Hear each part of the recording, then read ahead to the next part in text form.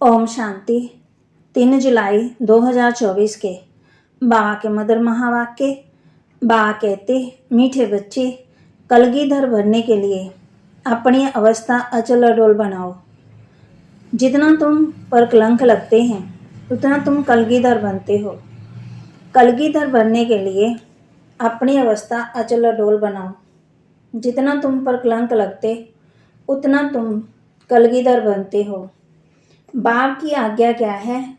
किस मुख्य आज्ञा पर चलने वाले बच्चे दिल तख्त नशीन बनते हैं? बाप की आज्ञा क्या है? किस मुख्य आज्ञा पर चलने वाले बच्चे दिल तख्त नशीन बनते हैं?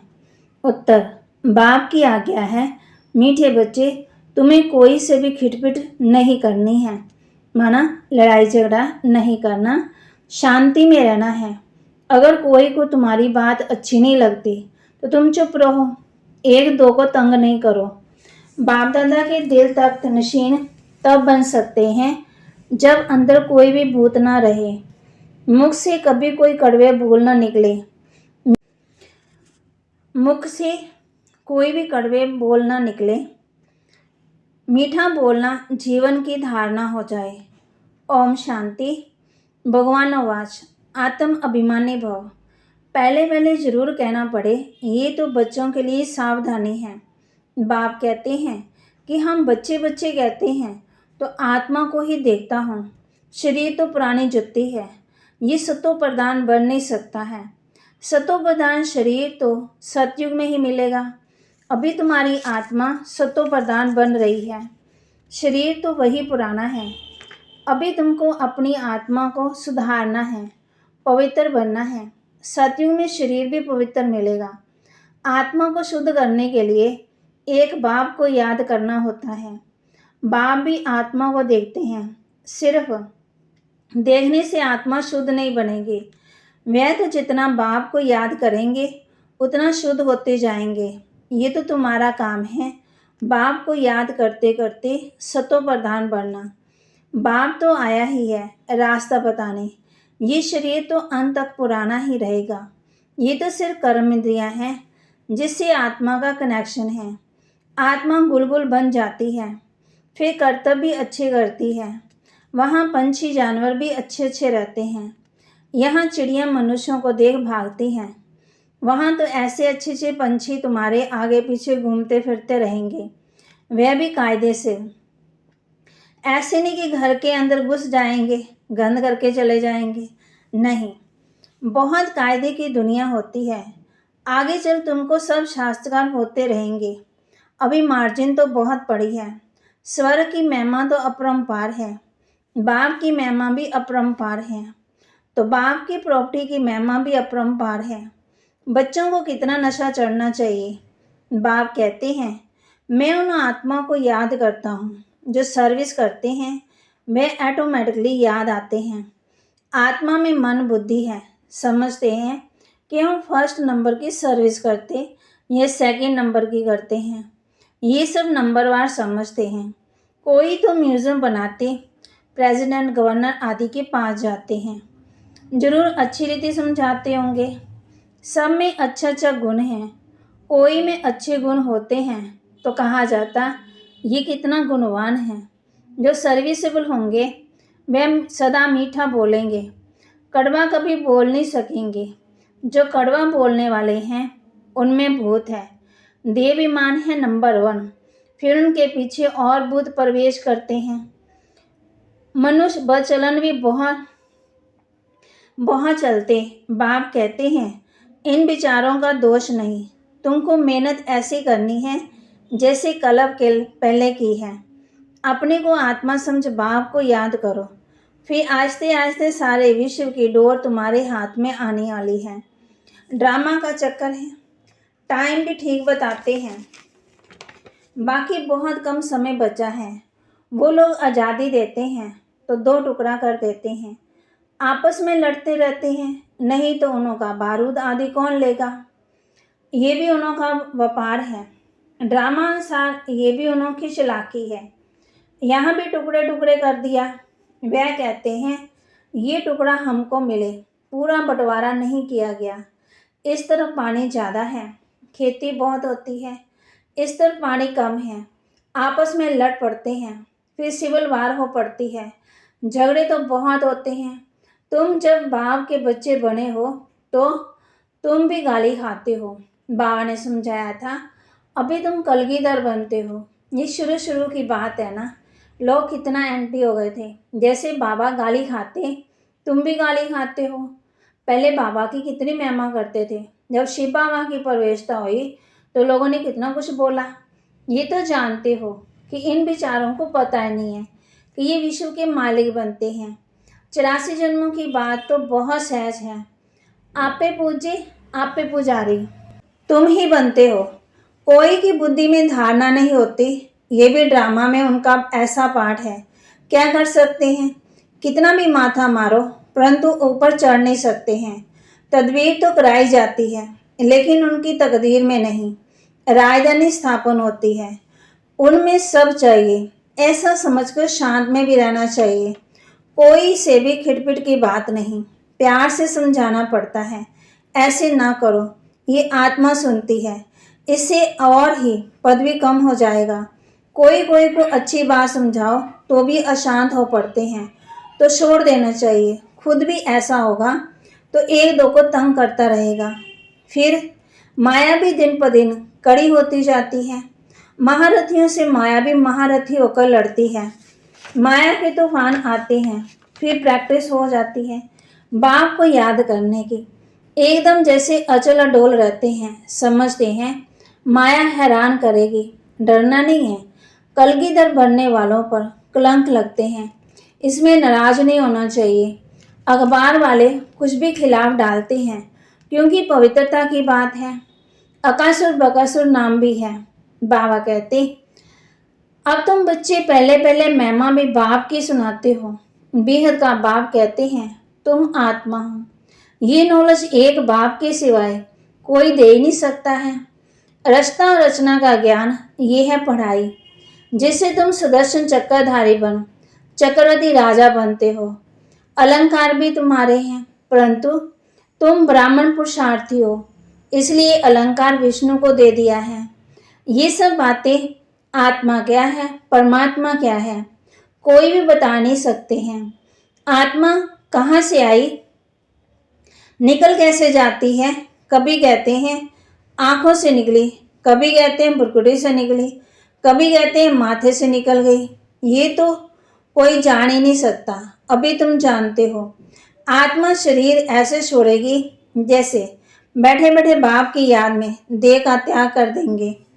बाप के पास तो खुशी से जाना है, पुराना शरीर खुशी से छोड़ना है। जैसे सर्प का मिसाल है, जानवर में भी जो अकल है वह मनुष्यों में नहीं।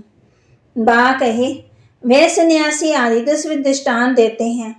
बाप कहते हैं तुमको ऐसा बनना है जैसे भंवरी कीड़े को ट्रांसफर कर देती है, तुमको भी मनुष्य रूपी कीड़े को ट्रांसफर कर देना है।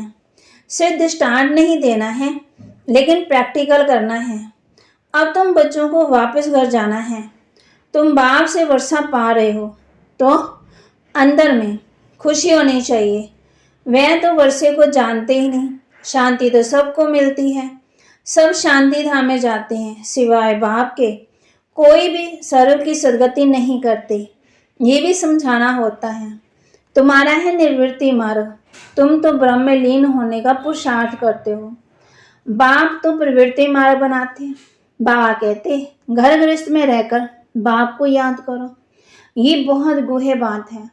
पहले तो कोई अलग बे ही नहीं पढ़ाता होगा, तो बाबा कहते पहले तो पढ़ना पड़ता। बोलो तुमको दो बाप है, हद का बाप और बेहद का बाप। हद के बाप से पास जन्म लेते हो विकार से, कितने अपार दुख मिलते हैं। सतयुग में तो अपार सुख है, वहाँ तो जन्म ही मक्खन मिसल होता, कोई दुख की बात ही नहीं, नाम ही है स्वर्ग। बेहद के बाप से बेहद की बादशाही का वर्षा मिलता। पहले है सुख, पीछे है दुख। पहले दुख फिर सुख कहना रॉन्ग है।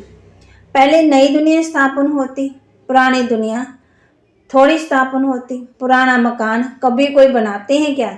नई दुनिया में तो रावण हो न सके, ये भी बाप समझाते हैं। तो बुद्धि में युक्तियां हो, बेहद का बाप बेहद का सुख देते हैं। कैसे देते हैं, आओ तो समझाएं। कहने की भी युक्ति चाहिए। बा कहते, दुख दाम के दुखों का भी तुम शास्त्र का कराओ। कितने अथाह दुख हैं, अपरंपार है, नाम ही है दुख दाम। इनको सुख दाम कोई कह नहीं सकता। सुख दाम में श्री कृष्ण रहते हैं। श्री कृष्ण के मंदिर को भी सुख दाम कहते हैं। वह सुख दाम का मालिक था, जिनके मंदिरों में अभी पूजा होती है।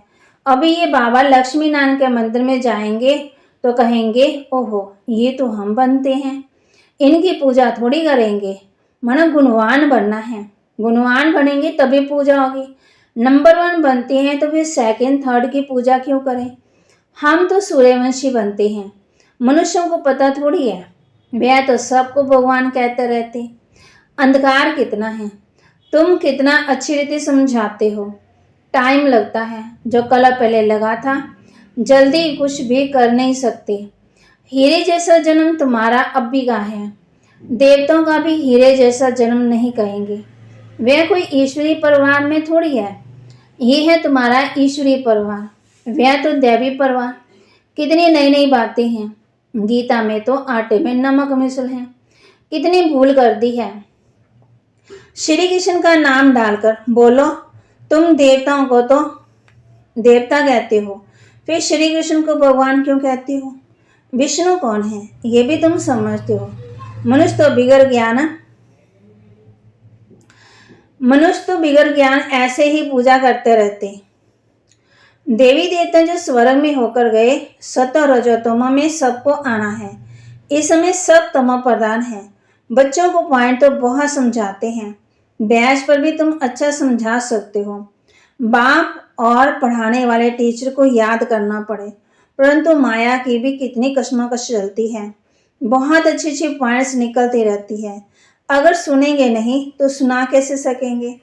अक्सर करके बाहर में बड़े महारथी इधर उधर जाते हैं तो मुरली मिस कर देते हैं, फिर पढ़ते नहीं, पेट भरा हुआ है। बाप कहते हैं, कितनी गुहे हुए बातें तुमको सुनाता हूँ, जो सुनकर धारण करना है। धारणा नहीं होगी तो कच्चे रह जाएंगे। बहुत बच्चे भी विचार सागर मंथन कर अच्छी अच्छी पॉइंट सुनाते हैं। बाबा देखते हैं, सुनते हैं, जैसे जैसी अवस्था ऐसे ऐसी पॉइंट्स निकाल सकते हैं। जो कभी इसने नहीं सुनाई वे सर्विस पर बच्चे निकालते हैं, सर्विस पर ही लगे रहते हैं। मैगजीन में भी अच्छी पॉइंट्स डालते हैं। तो तुम बच्चे विश्व का मालिक बनते हो। बाप कितना ऊंच बनाते हैं। गीत में भी है ना, सारे विश्व की बागडोर सारे तुम्हारे हाथ में होगी, कोई छीन न सके। ये लक्ष्मी नारायण विश्व के मालिक थे ना, उनको पढ़ाने वाला जरूर बाप ही होगा। ये भी तुम समझा सकते हो। उन्होंने राज्य पदवी पाया कैसे, मंदिर के पुजारी को पता ही नहीं। तुमको तो अथाह खुशी होनी चाहिए। ये भी तुम समझा सकते हो कि ईश्वर सर्वव्यापी नहीं है। इस समय 5 भूत सर्वव्यापी हैं। एक एक में ये विकार है। माया के 5 भूत हैं। माया सर्वव्यापी है, तो फिर ईश्वर सर्वव्यापी कह देते हो। ये तो भूल है ना। ईश्वर सर्वव्यापी कैसे हो सकता है। वह तो बेहद का वर्षा देते हैं, कांटों को फूल बनाते हैं। समझाने की प्रैक्टिस भी बच्चों को करनी है। अच्छा, मीठे मीठे सिकिलते बच्चों प्रति माता पिता बाप दादा का याद प्यार और गुड मॉर्निंग। रूहानी बाप की रूहानी बच्चों को नमस्ते। रूहानी बच्चों की रूहानी बाप दादा को दिलवा जान सिकवा प्रेम से नमस्ते। धारणा के लिए मुख्य सार, जब कोई अशांति फैलाते हैं, जब तंग करते हैं, तो तुम्हें शांत रहना है। अगर समझाने मिलते हुए भी कोई अपना सुधार नहीं कर सके थे तो कहेंगे इनकी तकदीर, क्योंकि राजधानी स्थापन हो रही है। विचार सागर मंथन कर ज्ञान की नए नए पॉइंट्स निकाल सर्विस करनी है। बाप मुरली में रोज बहुत अच्छी अच्छी बातें, गुहे गुहे बातें सुनाते, मैं कभी मिस नहीं करनी है। वरदान, पवित्रता को आदि अनादि विशेष गुण के रूप में सहज अपनाने वाले पूज्य आत्मा भव। पवित्रता को आदि अनादि विशेष गुण के रूप में सहज अपनाने वाले पूज्य आत्मा भव। पूजनीय बनने का विशेष आधार है पवित्रता पर। जितना सर्व प्रकार की पवित्रता को अपनाते हो उतना सर्व प्रकार से पूजनीय बनते हो। जो विधि पूर्वक आदि अनादि विशेष गुण के रूप में से पवित्रता को अपनाते हैं वही विधि पूर्वक पूजे जाते हैं। जो ज्ञानी और अज्ञानी आत्माओं के संपर्क में आती हैं पवित्र वृत्ति दृष्टि वाइब्रेशन से यथार्थ संपर्क संबंध निभाते हैं। स्वप्न में भी जिनकी पवित्रता खंडित नहीं होती वही विधि पूर्वक पूजे जाते हैं। स्लोगन। व्यक्त में रहते अव्यक्त फरिश्ता बनकर सेवा करो तो विश्व कल्याण का कार्य तीव्र गति से संपन्न होगा। व्यक्त में रहते अव्यक्त फरिश्ता बनकर सेवा करो तो विश्व कल्याण का कार्य तीव्र गति से संपन्न होगा। तो बाबा कहती विचार सागर मंथन करना है और नई नई पॉइंट्स धारण करनी है, निकाल कर सर्विस करनी है। और जब कोई शांति फैलाए तो क्या करना है, उसको समझाना है, तो उसका सुधार करना है। तो बाबा कहते नहीं सुधरेंगे तो फिर उनकी तकदीर। तो आज इस बात पर ध्यान देना है, विचार सागर मंथन कर नए नए पॉइंट्स निकालनी है। तो बाबा के महावाक्य को लाइक करें, शेयर करें और सब्सक्राइब करें और अपने जीवन में धारण करें। ओम शांति।